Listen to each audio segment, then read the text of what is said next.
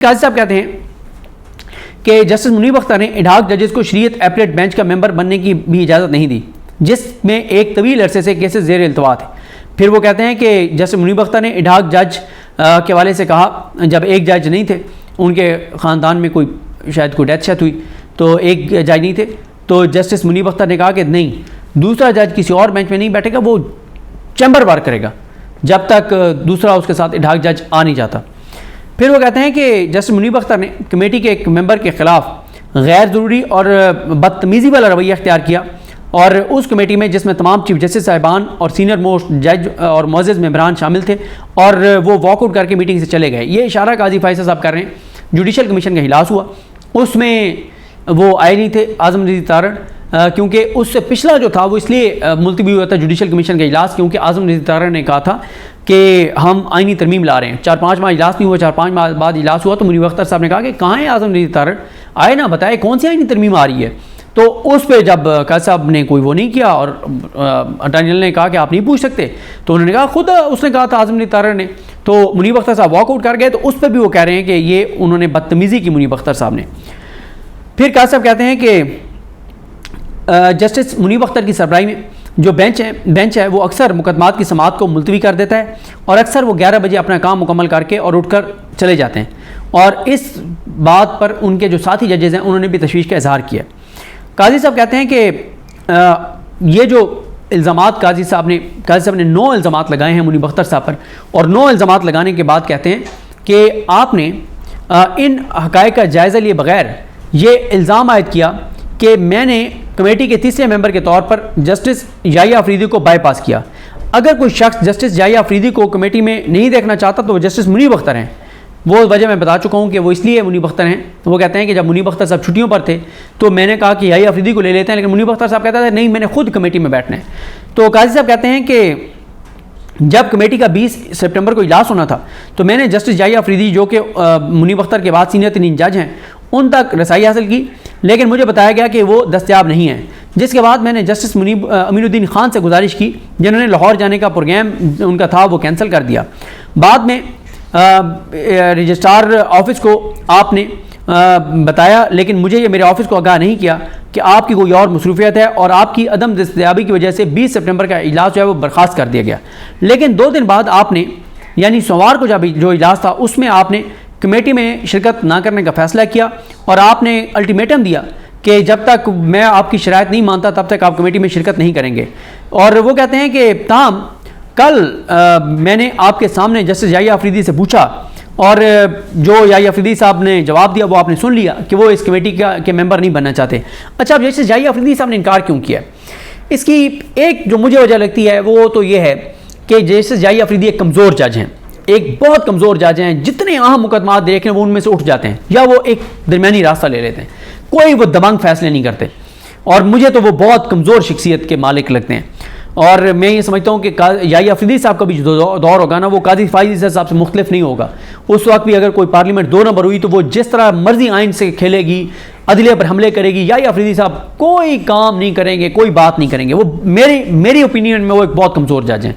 लेकिन हसनात मलिक साहब का ख्याल है कि शायद उन्होंने इसलिए वो बेंच में नहीं बैठे होंगे, वो कमेटी में नहीं बैठे होंगे कि क्योंकि मंसूर अली शाह साहब जो बात कर रहे हैं शायद उससे इत्तफाक करते हैं, इसलिए वो कमेटी में नहीं बैठे। ये एक इम्कान है जिसका इजहार पता नहीं मतीउल जान साहब ने किया है या हसनात मलिक साहब ने किया। उसके बाद काजी साहब कहते हैं कि मेरे ख़िलाफ़ जो है वो चेरी पिकिंग और 1 मैन शो का इल्ज़ाम भी आयद किया गया। मेरी ये ख्वाहिश नहीं थी कि मैं अपने कारनामों की फहरिस्त बयान करूँ कि मेरी कौन कौन सी कामयाबी हैं, मैंने क्या क्या किया है, लेकिन इस झूठे बयानी को झुटलाने के लिए जो आवाम के सामने लाया गया है, आपने मुझे अब ये करने पर मजबूर कर दिया है। काजी साहब इल्ज़ाम लगा रहे हैं मंसूर अली शाह साहब पर कि आपने झूठ बोला है, आपने झूठा बयानिया बनाया है, आपने गलत किया है, और आपने जो गलत किया है उस वजह से अब मुझे जो है वो अपनी खिदमात, अपनी कारकर्दगी बतानी पड़ेगी। उसके बाद काजी साहब कहते हैं कि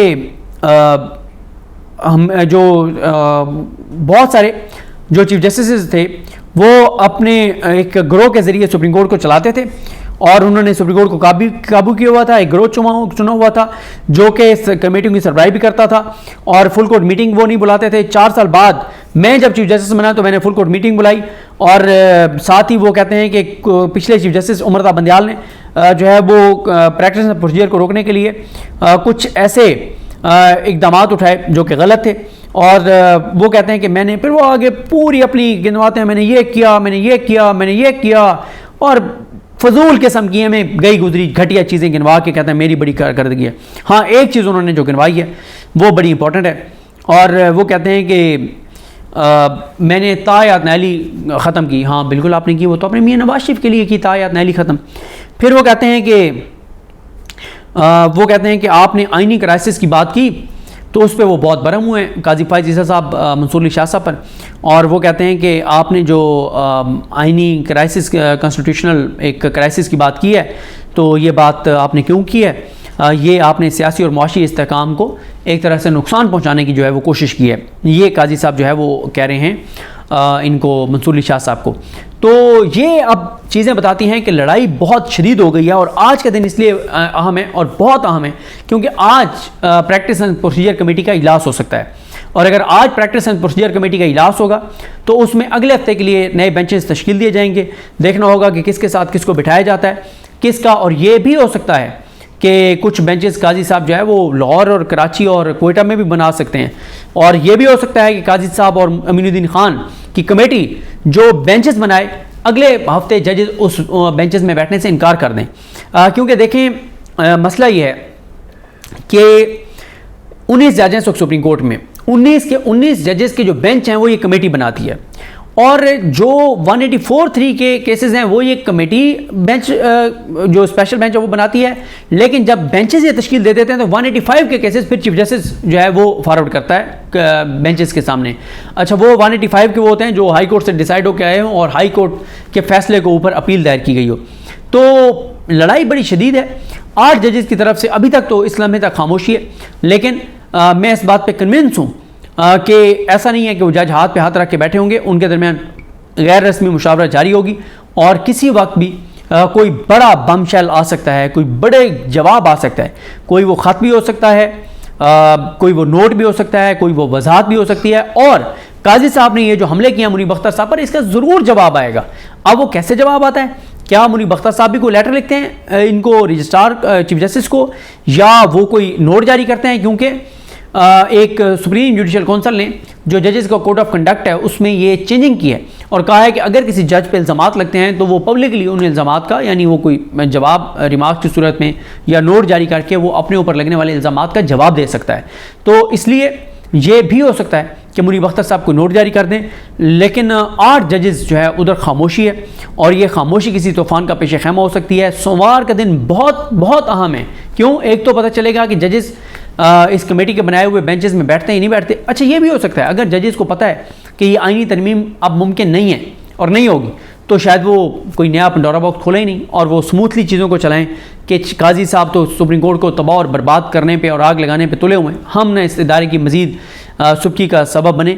लेकिन अगर उनको लगा कि नहीं गेम ऑन है और चीज़ें हो सकती हैं, फिर उनकी तरफ से फुल कोर्ट बुलाने का मुतालबा भी आ सकता है। मंसूर अली शाह साहब फुल कोर्ट मीटिंग भी बुला सकते हैं और जजेस जो है वो मुनीब अख्तर साहब जब बैठेंगे आके और 30 को बेंच में, फिर पता चलेगा कि मुनीब अख्तर साहब क्या वहाँ पे कोई नोट पढ़ते हैं, बेंच की तश्कील पर एतराज़ उठाते हैं, रिक्यूज़ करते हैं, समाअत मुलतवी करने का कहते हैं, पहले ये जो सदारती ऑर्डिनेंस है इसकी आइनी हैसियत के ऊपर फ़ैसला करने की बात करते हैं, क्या बात करते हैं मुनीब अख्तर साहब, ये तो आप 30 को ही पता चलेगा। तो देखते हैं बहरहाल काजी साहब कि मैं तो ये देखता हूँ कि वो जितने डेस्परेट हैं, फ्रस्ट्रेट हैं, परेशान हैं, मुझे ये लग रहा है कि काजी साहब के पाँव तले से ज़मीन जो है वो खींची जा रही है, कालीन खींची जा रही है और अब उनको बहुत पैनिक है, बहुत परेशान हैं, बहुत हवास बाफ्त हैं, उनको लगता है कि गेम मेरे हाथ से निकल रही है। तो ये हालात है, इसलिए वो अटैक कर रहे हैं अपने जजेस को। मुझे अपनी दुआ में याद रखें। अल्लाह करीम हम सब कहामी नासरो।